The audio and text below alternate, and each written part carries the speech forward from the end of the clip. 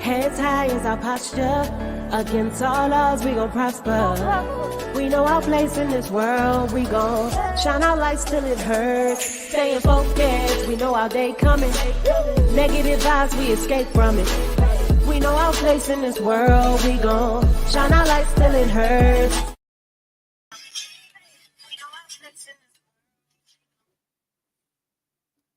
What's good? What's good, everybody? Welcome back. We had to take a little hiatus. We took a little break. We are. Let me see. Oh, damn! I got you on here, Clayton, but I don't even have my camera on. Oh. Yeah. So, like I said, man, everybody, welcome back. I ain't even have my camera on. But yeah, welcome back to another episode of The Urban Platform Speaks. We need to take a quick break, and now that we back, I wanted to talk about like I don't even know if I consider it a trend as much as it's already in play, it's already in the works as far as like the NBA like phasing out the African American, like the inner city kids and stuff like that. So if like, all right, so most of the players, like what it was like the top 4 players or 4 out of 10 was European ball players. Then you see like a lot of 5 out of the 10 were European. Thanks. Yeah, I mean you could be right. And so what my opinion, like I just want to say that like a lot of what you're seeing now is like people who are like, you're seeing kids who are coming from like situations where they're middle class situations where their parents are able to afford like trainers, and they afford to make like travel provisions and stuff for their kids. And so and I think about like when I used to play basketball when I was a kid, like back in the 80s and stuff like that. Most of the time when we was at the playground or when we played in leagues and stuff like that, you didn't see any parents around. You know what I mean? Mm-hmm. And so when you ain't see no parents around, and then when people realize, like some people realize that, oh man, it's money in this to be gotten. So that's when then so you see parents and stuff get into like, all right, well, I'm gonna get my kid trained, or what it was I'm gonna train my kid. I'm gonna take my kid out to the park or to the playground and teach them how to do the basics and stuff like that. And so people was able to advance their kid like that. And so now it's to the point where like, if you come from the inner city and you don't have money, like it is in certain situations you won't have the opportunity to compete. And so what I mean by that, like say for instance, like for you had a lot of guys in the league who came from single parent homes, and it was easier for a kid, and let me just say that like going playing professional basketball or making it to the league is still it was always a long shot. You know what I mean? It's like a 1 in a million chance. But if you had kids who in the neighborhood who could play, like a coach or somebody would see them, or they would go to high school and then somebody would see them and develop them, and then parents started stepping in, and then organizations started stepping in. And so once parents and organizations started stepping in, then it became to a situation where if you don't have certain like a single mother wouldn't be able to do the things today that they could do back then. You couldn't, like, just because you need trainers now, like kids who have trainers. Then you have kids who have like I said, you need travel provisions for your kid to go here and go there. You need to be able to afford to be able to have your kid travel. So, and you see a lot more people who are like in the NBA who have parents who play like in the league. Shaq, his kid, you know what I mean? Who else kid? You got a lot of people. Dale Curry, his son is in the NBA. What's the guy? Larry Nance, his son made it to the NBA. So and then recently now you have LeBron James, his son is in the NBA, and you had another guy. Who was the guy who played for the Miami Heat? His son just got drafted too. He was in the top 10. The young man, he had a big curly afro. I forgot this guy's name, but it's like back in the day, kids. Have you ever heard anybody say I'm gonna make it to the league and I'm gonna buy my mother a house. You know what I mean? Like that used to be the goal of of athletes, basketball, baseball, and football. Like I'm gonna make it to the league and I'm gonna buy my mother a house. But now it's to the point where if y'all can't afford like trainers from the jump, or if you didn't have a kid or somebody who played in the NBA, or y'all don't come from a 2-parent home, it's gonna be hard for a single parent to get their kid to advance to that next level. And that's going to affect kids coming from underprivileged, like black kids, like I said, inner city kids, more so than I think it's going to affect anybody else. And so, well, what role do you think AAU is playing in these kids getting to the next level? And stuff I think like with AAU, I think, all right, so AAU, they're making money at that level, at the AAU level. And so some of the people in AAU are like gatekeepers, like they do have access to like college coaches and they have access to people, even at the professional level. But those the AAU coaches, even that is limited. And the reason why that's limited is because you have so many guys now, like you got Carmelo Anthony, like I said, he out of camp. Ron Harper had a camp. Dwayne Wade. You have so many professional basketball players who had camps and stuff, and they just Chris Paul, everybody, if a lot of those guys who play professional basketball, they bringing up their own kids through the ranks and stuff like that. They also still have teams and stuff. Right, yeah, that's what I'm saying. They got kids playing in these for their teams and stuff, like Will Barton in Baltimore, Team Thrill, and then Melo, and then they got that center down there named after Melo. They changed the name now, but that center, right? And leagues are going on, AAU games and stuff.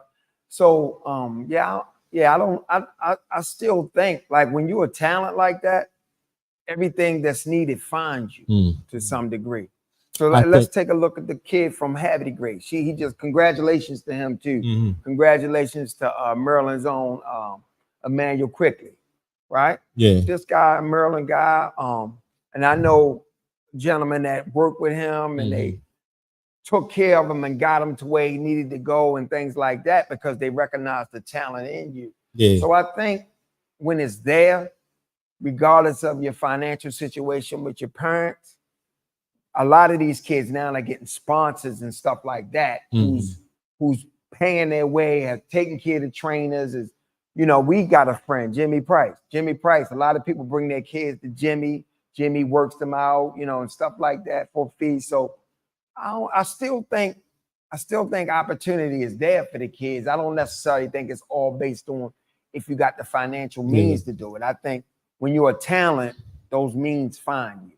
Well, and so now I would push back on that by saying that like the talent can be developed. Like, all right, so for instance, we'll see a kid that comes from a situation where their parents can have them trained, and then not only can they use their money to have them trained, but then they could have they will have like I said, they will have access to people that maybe somebody who is just talented don't have.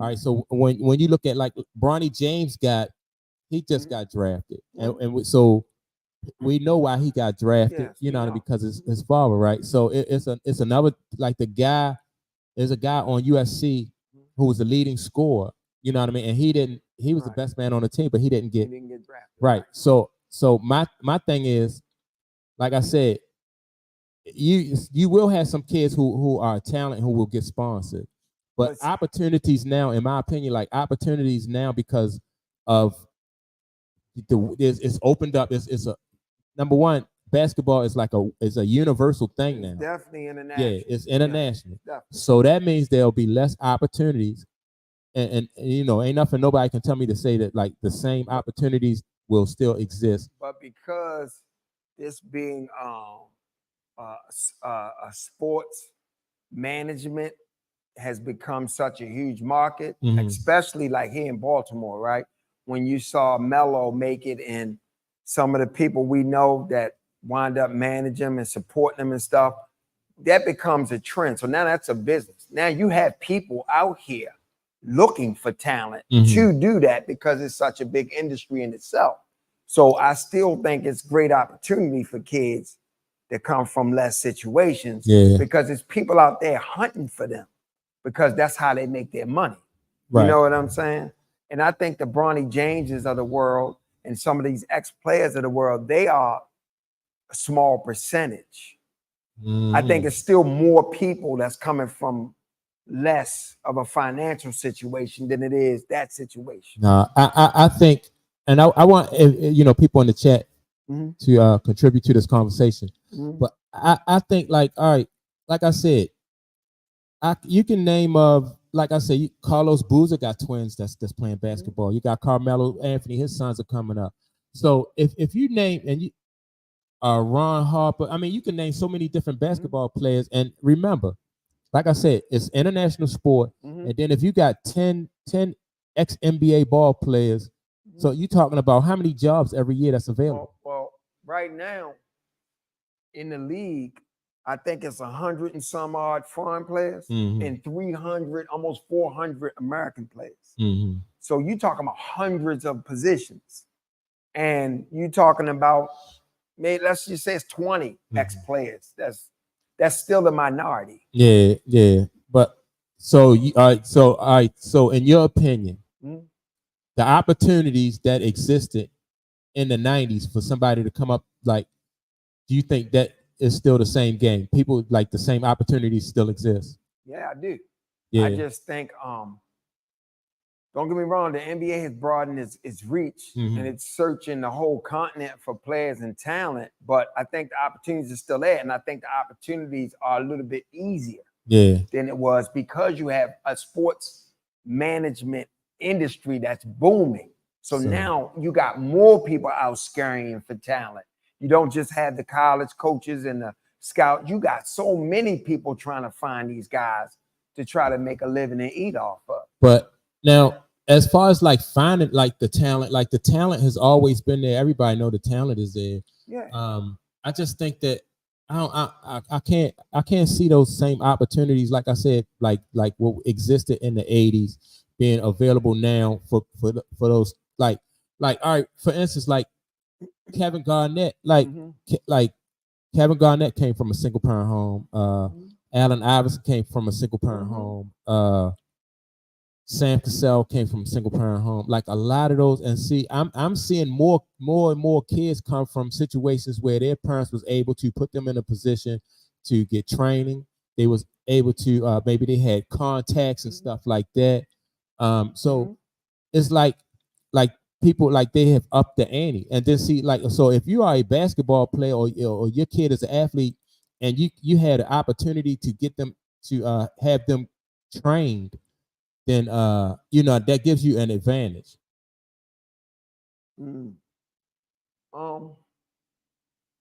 Yeah.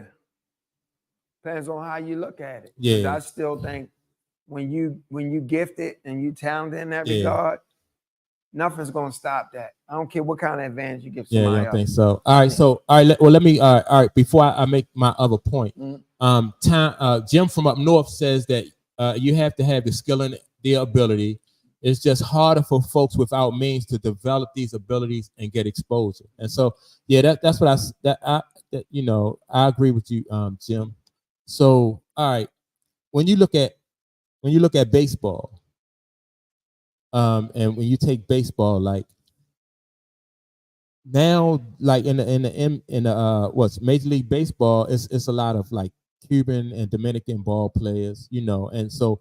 But when I was watching baseball back in the day, it used to be more black ball players than it is now. And so, but once it opened up, once Major League Baseball opened up to different markets, then that phased out. And they said the same thing in the NBA about American-born white ball players back in. I remember Tim Legler did a report on like how the NBA had phased out American-born white ball players, and so I think the same thing that affected those. It's the same part thing. of baseball too wasn't just the phasing out. Urban kids took less interest in baseball as well. Yeah. All right. And so Jim from up north says that youth sports has become a business and money is the key. And that's what I'm saying. So people who don't have, means, access, and the money like that. I think like talent, like the talent pool when it comes to sports, unless you are somebody like a LeBron James, you know what I mean? Like where your talent, no matter what you do, your talent is going to stand out. You know, because I remember, I don't know if y'all recall a guy by the name of Lenny Cook. Lenny Cook, when LeBron James was in high school, Lenny Cook was somebody who was like up there on his level. You know who Lenny I don't Cook know is? him, but I'm listening. Okay, yeah. So Lenny Cook was on LeBron James level, Mhm. and so it's so easy for like, you know, it was so easy. Lenny Cook made a few But what mistakes. resource did LeBron have when he was a kid? Well, let me finish my point. So Okay. what Lenny Cook did, like, so that's what I'm saying. So with Lenny Cook, he had all the talent in the world, and so like if you have talent, that won't be enough. You know, Lenny Cook made a couple mistakes when he was young, and he wound up not going to the league. LeBron, he made it to the league, and he had you know, he didn't have any hiccups on his way to the league, and LeBron was like a generational talent. So you had two kids who were generational talents. One kid made, you know, one kid stayed the course and stayed focused and was able to go to the league, but so, you know, even my point is, even if you have talent, that's not going to be the guarantee that you'll be able to make it all the way. Going back to the point in terms of more resources, when you are talented, he said money makes it. Money is everything. Right. People, the resource is the player. Mm-hmm. So money will find that because money is always trying to make more money. So a kid that don't have the resources, I see the talent, I'm going to support that because I'm investing in that and I'm going to cash out later. Yeah, you can now you So can take that route. Going on. People do take that route. Yeah. People do take that route, but I'm thinking like, all right, it's easier to invest in your own kid though. Like if you have a kid, you know what I mean? It's easier to invest in your kids and because why would you invest in somebody else's kid when you have a kid of your own? Oh yeah, I'm not. Yeah, I mean, of course, if that's your kid, I'm just saying there's people out here. This is their business. Yeah. So they are financing these kids to training, to this, to that. I'm witnessing so much of that these days. Like now, when you say finance, you mean like AAU financing them, not and stuff just like that, getting them trainers, getting them work. I'm talking about everything. Yeah. I watched a good friend of mine. He provide housing. He let them come stay. He bomb things, clothes, money. I mean, all kinds of things. In order to and helping them along to get where they're trying to go. And to do that, I mean, and the purpose of that is in the end to get like a payout. But that's your business. Right. That's what the business you in. And see, this is the thing. This is one huge guarantee. The more people you help get to where they want to go, this is how you can guarantee your success. So that has become a business. I'm especially when I've got a track record where I've already had a few players get there. I have the relationships and everything else.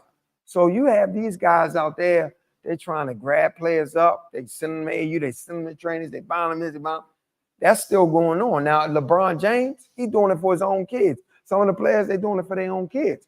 But even some of them, they may have other players too that they're doing that for. Right, yeah, that could be the case, yeah. But I just think like I said, with the game being international and the game getting more experience, get more expensive, I just think like the opportunities are not as you know, opportunities was always scarce because, you know, in order to make it to the league, it was a long shot. You know, and that's always been the situation from day one. Now, I think the odds have increased for kids though, because of all the resources and stuff that's out there. And because you have another business that's blossomed outside of what used to be. Don't get me wrong, it was probably people doing that back in the day, but it wasn't such a lucrative thing. Right. Yeah. But it's still a long shot. Yeah, always a long shot. Yeah. But and see, that's what and I remember Jalen Rose. Jalen Rose, when he said that when he was coming up, like he kind of had some resentment for Grant Hill. Do you remember him saying that? Yeah, he was like, because he had a 2-parent household. Yeah, he came from a 2-parent household, and he felt like his road to the NBA was easier, and you know. So now, I would love to sit down with Jalen Rose because I would like to ask Jalen Rose that road you had to take, did that not make you the ball player that you had? Yeah. So looking at him, resenting that, feeling some of the stuff you had, and your genetic pool, your genetic makeup, because his father played. Now, if you put all those things together, to me, depending on how you look at it, I could say Jalen had a more of an advantage than Grant because of the drive that it put in him. Yeah. But but Grant, of course, was a superstar, better player. But I'm just saying, it just depends on perception and your perspective. Yeah, I think well, Grant Hill, his father was a professional athlete too. Yes, he was a professional athlete as well. Yeah. Yep. But sometimes those coming up rough and not having the advantages, that brings stuff out of you. Yeah. And sometimes it's necessary, so I think that's a narrative that people like. I think you don't see like people with means, they don't push that narrative. So like when you hear people say, well, because like tough times make tough people, and that's brings true. Out your toughness. It could bring out your toughness, but it also could wear you down. Yeah. So that's not a guarantee. Yeah, but when you naturally inclined to hoop, I don't care what happens in your life, you're gonna always be able to do that. Yeah. Circumstances ain't gonna take that away from you. Yeah, well, yeah. I'm just saying, like, the opportunities to advance, though. I just think that it's just so much more. Like, I think it's going to be harder, and it's going to get harder and harder because basketball is so lucrative. People seeing like kids, they like they making money even before they make it to the league. They know how to make money on social media. They know how, you know what I mean. So. And they know how to build a brand before they even get to the NBA. So parents are being like, oh, okay, so we can foster this. But in order to foster this, we need means and we need money and we need people who know how to develop these different types of opportunities and stuff like that. I'm just not a proponent of creating a narrative to even plant a seed in a kid's mind that because this person had these resources, they have an advantage over you. Yeah. That's all. Yeah, I don't believe there's no advantage. You don't think there's no advantage? No, it only is if you believe that. If you concede to that. Well, I think like I think there are advantages, but I think that like depending on what your station in life is, you just have to overcome them. You can't complain about what your circumstances is. You just gotta fight your way through it, depending on what you're trying to accomplish. Yeah, because sometimes. You'll be behind the 8 ball, but you need to. You can't make excuses. You just gotta, find a way to persevere. And so yeah, that was my take though, as far as like, you know what I mean, like people cutting down on the opportunities, or the opportunities not being as much as they was when I was a kid. But let me ask you about this the draft though. Now you see that Bronny James got drafted, right? So what you think about Bronny James getting drafted? What he got drafted, number 55 overall? What you think about that? There was no surprise. Yeah. We can go back to shows we did. Yeah. You already knew he was going to the Lakers. Yeah. I sat up here and told man said, why would they draft him? They don't make him better. They drafting him. Yeah. So you already know how I feel about that. It's like, this is going to be very appealing to a demographic in the nation that's going to like that story. It's a good storyline, dad and son. It's history. People like to witness history. People like it's a feel-good story. Yeah. Also it's going to create some other things too, with people, looking at the nepotism aspect and stuff like that. But listen, that goes on in this world everywhere. Yeah. And that's just what it is, That's just what it is. But I just think, the media, the league can be a lot more transparent because people see what it is. Yeah. You know what I mean? Just keep it real. Don't try to sell me on this idea that he's such a great prospect and stuff. I mean, listen, He's got genes. He's got genetic stuff. He ain't as big as LeBron. No, he not. You know, I don't know. I'm just praying. This is what I'm praying for. Whatever happened to him in terms of that cardiac arrest, my concern is his bloodstream. Yeah. What's in it? Yeah. And I'm hoping that he doesn't have another episode. I hope he's not doing anything because he's so desperately going to get there that it causes some kind of health situation for him later. Yeah. You know, but I like to see also what the Lakers locker room is going to be like. Yeah. That organization, the players on the team, and things of this fan base. Yeah. Well, Yeah, the fan base. Here again, these organizations don't care about no fan base, bro. Maybe you're right. Because what can the fan base do about it? They can stop coming, but they can't stop coming. Yeah. Because they love it. Yeah. You know? So all right. So yeah, Jim, what you think? Oh, go ahead. I'm sorry. oh no, what I think about them, yeah, I mean, I like the fact that they drafted. I like the fact that the Lakers drafted Bronny James. I like the fact that they hired JJ Redick. This only there's just gonna be some content right here, man. This right here. Yes. This might top the WNBA, man, with like as far as drama and stuff like that. The storyline. Yeah. So I like the fact that they drafted him. But so yeah, Jim from up north says that I definitely believe that Clayton is saying individuals have to know their potential is not defined by others. Yes. And yeah, I mean to a certain extent, I can agree with y'all. Yeah. But all right, so and Jim also said, yeah, we love the controversy. Yeah, man. I mean, only thing about the JJ Redick situation is we see Sam Cassell 15 years of he was an assistant coach 15 years, 3 championships as a player and 1 championship as a coach. And then so now we see him not get the opportunity that we feel like he earned and deserved.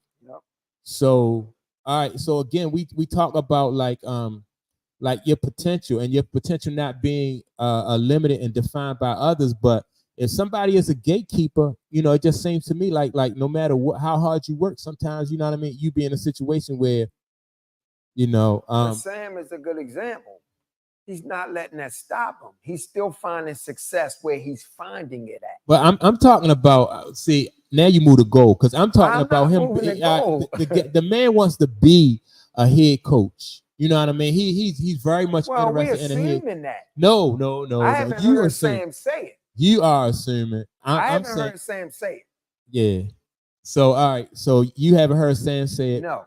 All right. So now that's what I'm saying. So if Sam wants to be a head coach, and he know in his heart, in which a lot of people know and think that Sam is qualified to be a head coach, or he has paid the dues in a lot of people's in a lot of people's perspective. That's the only reason why, that's the only bad thing I think about JJ Redick getting that job. Let's say this though.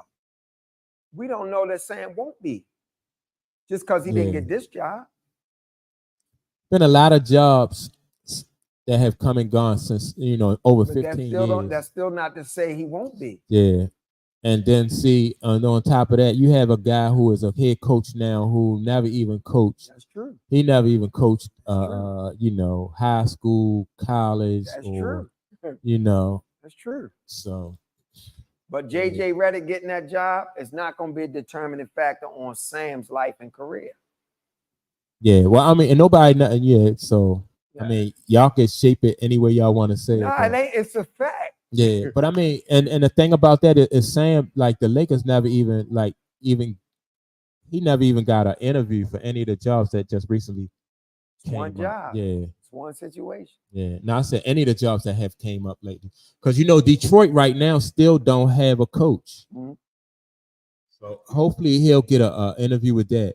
But man, I think like as far as like that locker room, it's gonna be division. I think. You do? I think so. I think there's gonna be division in there, or people just going to not. There's gonna be some resentment probably too in there too, because I'm thinking that people just don't think that LeBron James' son deserved to be in that locker room with them. But It is what it is. What? I mean, he in there. What can you do? That's it. What can you do? That's it. Yeah. Yeah. Yeah. But do you think in the long run, do you think now I do think that if Bronny James had an opportunity to play with professional and practice with professional ball players, I think it's going to help his game. I think he'll be able to develop. I think he'll develop more at the professional level than he would have at college or even going to the G League. Let me ask you this. You don't think he's gonna go to the G League? No, because if he do go, I don't think. No, I'm gonna be on. I don't think he won't go to the G League. Okay. And I'm gonna tell you why. Because most of the time when players, unless you are somebody like if a team have a player and they want you to work on a certain aspect of your game and they send you down to the G League, if you're in that situation, that's not so bad. But if you're in a situation, if somebody just say, all right, we're gonna send you down to the G League and see how you develop, because sometimes most of the players that go down to the G League get lost down there. So that's just like playing AAA baseball. You know, you could be down there for your whole career. Let me ask you this. Do you think Bronny hasn't played against pros already? Not like he get ready experience right now. You don't think so? Not in game situations like he not in game situations. Oh. What I'm saying is, as far as playing and developing your game, playing at UCLA, those runs and all that, you don't think Bronny has been exposed to pro players? Yeah, but have you ever played? You play with professional basketball players too? One. Yeah, I play with professional. Yeah, that don't mean a couple. Yeah, all right. Yeah, it's different. But I ain't play with a whole court full of them. Yeah, I have played with a whole on court. A regular basis. That's he. I don't think he get that opportunity like that.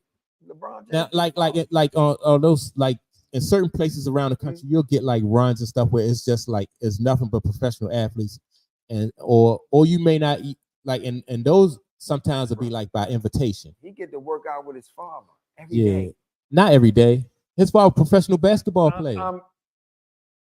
Not every single day, of course, Mike. But what I'm saying is, bro, he's working out with his father. Real time. All right. You don't think his father bringing things in to develop him? All right. So is he ready now? Then, like, I just don't think it's what he. I just don't think it's who he is. I think he's going that route, and I think it's beautiful that LeBron created an opportunity for his son to get paid. You know, doing that. But I don't think he's that. That's all. Yeah, I think, like I was saying, I think like if Bronny James want to get better, this will be the best opportunity for him. Like because you'll practice day in and day out with professional basketball players, and you'll get some minutes sometimes in real game situations. I think that is priceless because because you have guys who play professional basketball overseas, but they can't. Some of those guys who play professional basketball overseas still can't stick in the NBA. So it's just because you play professional, in one league, don't mean that you are good enough to play professional. Because they're not that. And I don't think Bronny is that. How many? But he'll have that opportunity. That's my I mean, he's got an opportunity. I'm just saying I don't think he's that. That's all I'm saying. Like, sometimes you got a mediocre player, right? And then they have a child, and that child wound up being a superstar, a la Kobe Bryant, you know. And then sometimes you have a superstar, and that offspring ain't as good as that. Like who? Huh? Like who? MJ. Like Michael Jordan. Yeah. To me, Michael Jordan's sons was better than I ain't Bronny comparing James. I'm just saying how Peyton Manning was way better than his father. Archie could play. Yeah. But he was greater. I mean, sometimes that's just how it goes. I think Archie was just in a situation where very seldom do you have somebody that great, their offspring be greater. Yeah, that's true. Now don't get me wrong, Barry Bonds. Yeah. But his father was a superstar. Yeah. But Barry was better. What about Griffey? Ken Griffey? Yeah. Ken Griffey Jr. Yeah, that's a good one. Yeah. That's a good one. Yeah, that's a good one. Yeah, I just think Ken Griffey.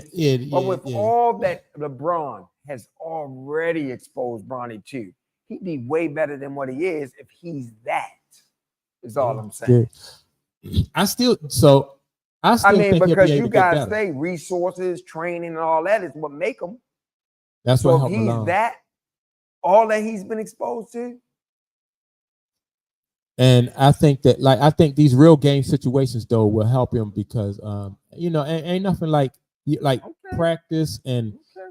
practice Is is he gonna good. get some minutes I don't to know. really develop? I think I don't know if he better get some minutes, because if he don't, because I think that LeBron James, what you think he'll play about 2 more years? Who? LeBron. I think we'll see what this contract be. Because Yeah. aren't No, they I mean, aren't I they don't still know. waiting on him? I don't know what the contract gonna say. I'm saying, like, physically, what do you think he got left in him?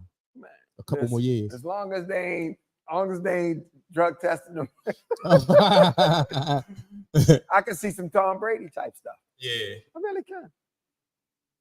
How old is LeBron now? Like what? 39. Oh, 39. Okay. Yeah. Yeah. I mean, so you saying you think he could potentially play till he's 45?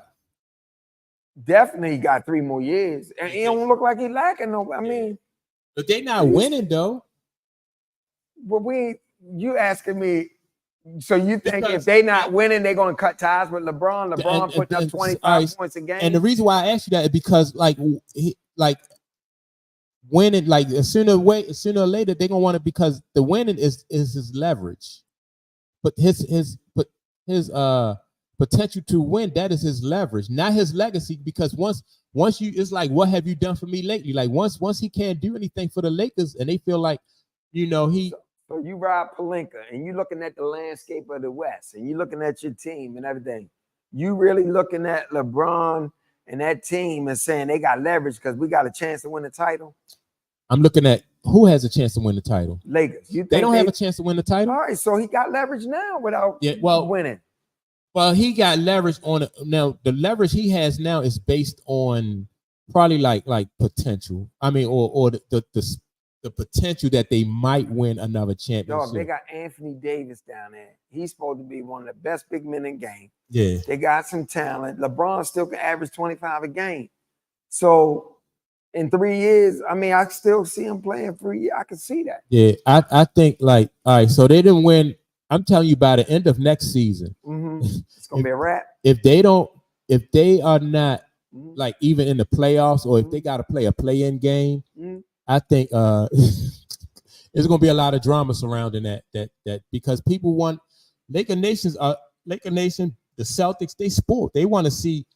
It's for them. It's either championship or bust.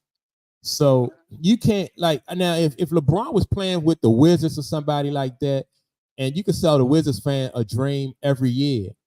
But like this charade right here is not going to go on for too much longer if they don't win. People can be like, all right, well, just break this up, and let us go ahead and just start the rebuild. Okay. And so, yeah, I do think that LeBron James need to take this opportunity to develop his game, so when his father gone, that he'll be able to stick. So. And I think to me, I think this was the best move for him to come out of college. Although a lot of people don't say that, like they think that he should have stayed and developed, because if he had stayed in college for 2 more years and his father, he wouldn't have got drafted. He would not have got drafted. Yeah, long time. This was his only shot. So so now that he needs to really develop his game, make the most of this opportunity, because in a couple years his father will be gone. I would love to talk to Bronny. I would like to know how much love he really has for basketball. For basketball, you don't think like he's passionate about the game? No, it's hard for me to assess. No, I'm saying, do you see that passion in him for basketball? I haven't really watched him play. Yeah, I can't even tell you. So you don't even know if he even belong in the league or not, then? I mean, I don't know. I can't imagine that he does with the production I saw. USC. I mean, coming out of high school, I didn't hear him being touted as a top prospect in the country. Like all these type things, I didn't hear that. I don't know. Yeah. But the time I did watch him play, you see a USC game, I couldn't understand it. Yeah. Like the whole. I didn't see anything. Yeah, you see nothing. No. Yeah, I mean, I didn't see anything, but like I said, I love seeing this though. I love seeing what he did for his son. Like I love seeing that. Yeah. Don't get me wrong. I love seeing that. Yeah, I think I'm not mad at the fact that like the nepotism. Yeah, I love Probably seeing because it. I'm not like a Laker fan. You know what I mean? So the nepotism. I mean, you see nepotism in other industries. All what I mean, different industries. But as far as I Yeah, just think that this locker room, this team, is going to be. it's gonna be. It's going to be a lot of. It's going to be a lot of stuff with them. Do you think? Get back to JJ Redick though. Do you think that these players, like the players in the locker room, are going to respect JJ Redick? No, I don't. I think they're gonna. I don't know, but I believe they're gonna think that everything that's being done is coming from LeBron, Oh yeah. and he's just the face for it. Yeah. But I don't know. They inside that locker, they might know the real deal. Those Yeah. players. So I don't know. I'm just saying outside looking in. Yeah. I mean, but what could be the real deal then? Like I don't know. anything that could benefit you as a team because you get your what I mean, you want to make the playoffs, you want to go to the championship. So what could be the real deal in of them terms of bringing right. In terms of is the organization really making these moves or LeBron? They might Yeah. know the truth, really. Oh, truth yeah, behind yeah. it. That's all I'm saying. All right. So Something that us on the outside really don't know. well, We just know what it appears. well, to me, it don't matter if like the organization bringing them in. It don't matter if LeBron bringing them in. I don't care if the caterer is bringing them got in. the cachet. Just don't, you know what I mean? Yeah. Because I mean, even if the organization brought him in and LeBron was against it, you know what I mean? I'll say this yeah. though. He might can earn the respect. Depends on how he coaches the team. Yeah. If he says no to LeBron, if he orchestrates things, if he shows he's got a basketball mind, if he develops as a good coach, he can earn that respect. It's possible. It's possible. I'm not saying he is. I'm saying it's possible. Yeah, I mean, because look, he could wind up being a great coach. Yeah. He might. I mean, I don't know. You know what I mean? I think, yeah, and that's what I'm saying. Like he might. I think in order, like, all right, so I think in order to, Coach K, huh? He did play for Coach K. Yeah. He learned some things, I guess, right? Huh? Yeah, I mean, I don't know, but I just think that I have seen other players. When you bring up that, I've seen other players who like that's not a guarantee for success. That's because you play under. It's not. Coach No. K. I agree. I agree. But I just think that he will, in order for him to earn the respect of his players and to gain all that stuff is going to take time. And so and so my point is like, all right, so if that stuff is going to take time, then you want to come into a situation with as much training as possible, because when you know what I mean, like everybody don't have the opportunity to learn on the job. So I don't know how much leeway or how much of a leash they are going to give JJ Redick to learn on the job, but I'm sure I'm sure he's knowledgeable about basketball from like what everybody say. Mm-hmm. He's knowledgeable, but will he have the time to develop into a good coach and to as a coach, like to install his program, his philosophy and stuff like that. And all that stuff take time. When you had the opportunity to learn under other coaches, like you said, like Coach K. Now it's different from learning from Coach K as a player as it is from learning being an assistant coach. You know what I mean? Because he's gonna speak to you differently. He's gonna give you some different insights to why he makes certain moves as a, you know what I mean, if you're on his staff. You know what I mean? So I just think that, and that's why I just think about like I said with Sam Cassell. Like Sam Cassell has been an assistant coach under Doc Rivers. He's been an assistant coach under the guy who what's the guy name who's coaching the Celtics right now? Mazzucca, Joe Mazzucca. Yeah, so you know what I mean. So with that being said, he has the opportunity to look at different coaching philosophies, look at different coaching styles and stuff like that. And Sam's going to be here coaching. Yeah, I hope so. I hope he do. And I hope he do get an opportunity to be a head coach, man. But yeah, I just think that until the Lakers get to the point where and then we gotta try to understand the Lakers metric, what they really looking for early on. It might not be about winning the championship right away. Right. Yeah. They know he's a young coach with no experience. They might give him you know, he's already got the position based on some level of privilege, right? So they may give him a different metric. Yeah. So you know? yeah, and so that's what I'm saying. So all right, so if they give him this job or this opportunity, thinking that like, all right, he's going to be the coach of the future. We're not even worried, you know what I mean? So right now you can take your lumps, you're going to be the coach of the future. Right. LeBron will be gone in a couple years, and then you know what I mean. So you take this opportunity to learn the ropes, then that's different. You know what I mean? That'll be a And what if Reddick comes in? What if he's able to identify talent? What if he's able to help Pelinka draft, pick up players? What if he's able to sit in on that and kind of help with that to put the team together he needs to be successful?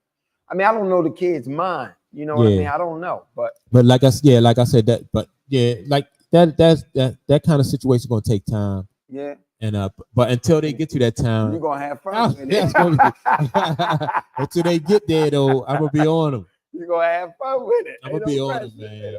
Yeah. So yeah, I mean, it looks like a sideshow going on right now. Yeah. It really does. So, but you know, he better. What Jim say?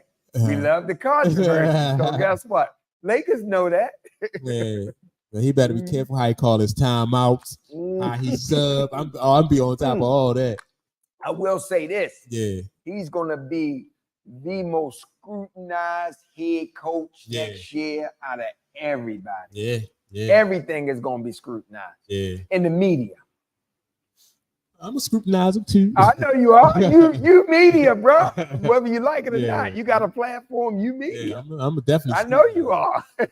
yeah. Like I said, I'm gonna scrutinize him. What? All right. Well, let me ask you this now about like clutch management. What do you think? Like, where do you think?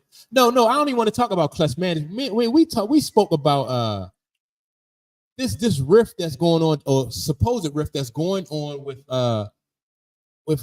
Shannon Sharpe, ESPN. Then let's talk about that. I need to hear some voices come out, but yeah, it's like supposedly the people on the crew, part of the show, they not happy. They not happy. Says Shannon and Stephen A. act like it's all about them. Yeah. So and kind of big headed.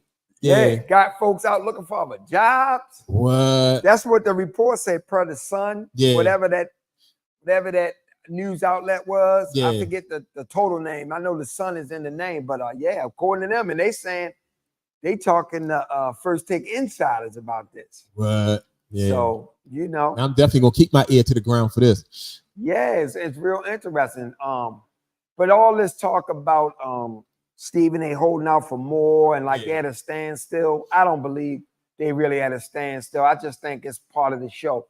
I think they're gonna give him money. Yeah, man. All right, so they offered him what, 90 million, right? They offered them, I think it was a 90. Contract that would pay him 17 mil a year.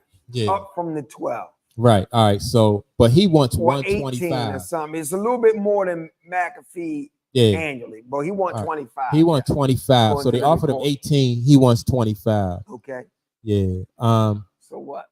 I'm just thinking that, like, to me, I think Stephen A. Smith, man, it might be. I like ESPN and Stephen A. Smith might be getting ready to part ways. And they may be. I think they might be able to, like, because of like what you. I'm thinking just on a money thing, but on the other hand, I'm thinking like, all right, so if you replace, who do you replace Stephen A. Smith with? Right. You don't have, as much as Shannon is polarizing. Yeah. Shannon ain't a host like that. Even when you watch him on Nightcap and stuff, it falls short of that whole actually hosting the show. Yeah. Like I know Molly is the. She like the commentator or the mediator. The mediator. But I don't know if Shannon is better being a character that shows up on the show. You need somebody polarizing. Because that's what makes that show go. People, whether you like it or not, people tune in to hate on Stephen A. Yeah, that's true. That's you know, as much as he got his fans, people tune in to hate on him. So is that hate, is that worth 25 million a year? ESPN gonna let you know. Might be worth 25 million. ESPN gonna let you. You know what? Because it ain't about is the hate worth it, it's the viewership. Right, that's what I'm saying. But that's what brings it. Yeah. Yeah, that polarization. So I think they'll always say the viewership is worth it. Yeah. You know? Yeah. Yeah, they just they paying him to be a clown, a character, a loudmouth. Yeah. To be a controversial. He's leaning into that. A lot of that stuff he's leaning into. Oh yeah, he's definitely leaning into it. But I wonder if he gonna overplay his hand. All right. Let me see what my man Jim from up north said. That Stephen A. Smith is just what Jason Whitlock aspires to be, but can't be. Jason Whitlock. Yeah. Jason Whitlock and yeah, you're right, Jim. Jason Whitlock and Stephen A. Smith, to me, they the same. They the same guy. They just fighting over. They just fighting over like who wanna be the biggest, you know what I mean, brown noser. You know what I mean? That's all they fighting over. But yeah, they the same guy. Jason Whitlock definitely wanna be, and Jason Whitlock is still trying. He's still trying his hardest on that little network that he on. You know what I mean? 'Cause every other day, he just say anything that he think that'll put him back in the graces of the in the conversation. Yeah. Because I think he's getting a thrill having people come at his head too. Like on other platforms. He liked when Stephen A. was calling him anything that puts him in the conversation. He's looking for relevancy. Yeah. But yeah, I'm thinking though, all right, so Stephen A. Smith, if he wants 125, he wants 25 mil a year. How much leverage? I don't know how much leverage Stephen A. Smith have though. You know what I mean? If they don't want to come up off of that extra $7 million per year, I don't know how much leverage he really had, because like everybody else who we talked about, like Pat McAfee, he got his own base. He had leverage. Shannon Sharp got his own base. He had leverage. You know what I mean? Okay. But the base that Stephen A. Smith has, like his base was developed through ESPN. But this is how you determine his leverage. Okay. This is how you determine his leverage. You have to look at the impact First Take show has on ESPN. Is it the cash cow for the network? Because if it is, First Take, Stephen A. makes First Take go. So that could be his leverage, not necessarily his fan base he built outside. I'm bringing these viewers. Yeah. It's what First Take means to ESPN in terms of revenue. Yeah. If more sponsors pay for that time slot, if more sponsors pay higher money for commercials during that time, if it's the most viewed show on the network, Stephen A. makes it go. But that's still their network, right? I mean, it's still their network, but that show is not that show without him. Yeah. They're still gonna have the network. Yeah. And so Jim says that honest question, where else can Stephen go outside of ESPN? And see that's another thing. Like, all right, so if you threaten to leave the network, well, he can take his act on the road. yeah, he can take it on the road. But if he takes it on the road, well, like ESPN be like, all right, go ahead and do that. I'll tell you this for sure. This is for sure. If they don't pay him or whatever the case may be, I could see Fox or another network paying Stephen, grabbing Stephen up and trying to create that thing again. Yeah. Was he at Fox before? Years ago, he said he was. Oh, okay. Yeah. And he still has relationships. Yeah. I can even see him and Skip reunite. Man, Skip was a sinking ship. They tried. Yeah. They tried. Not too long ago, a few years ago, they tried. Yeah. When Shannon was on Undisputed with him and Skip was up for New York. Yeah.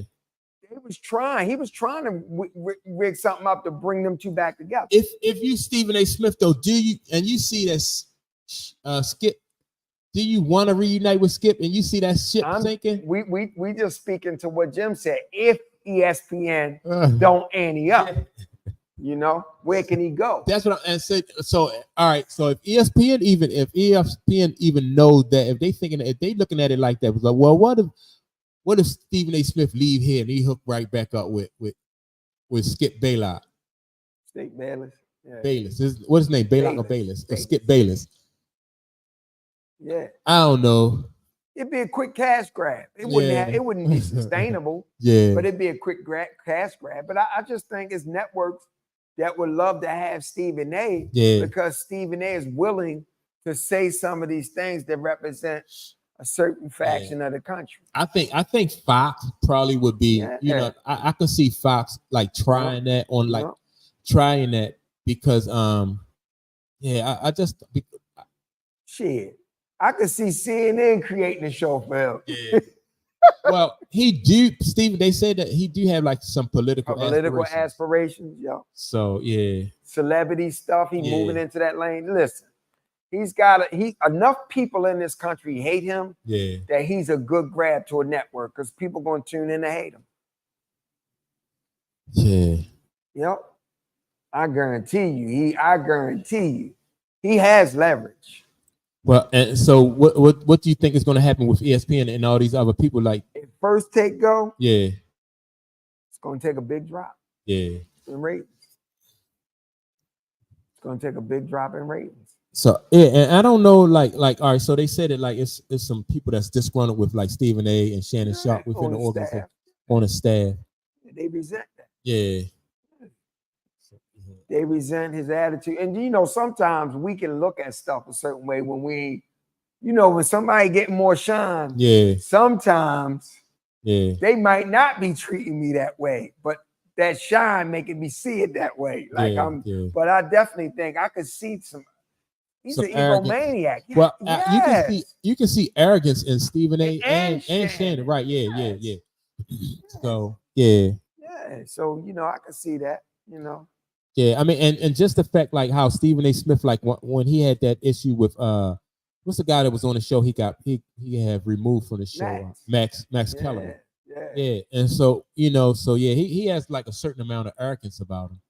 He does. His arrogance is more so like it's a false sense of security because it's something. If he could, and he thought he wasn't gonna get backlash from feminists, women, and that kind of thing, and even Disney itself, he would have probably got Monica McNutt up out of here. Yeah.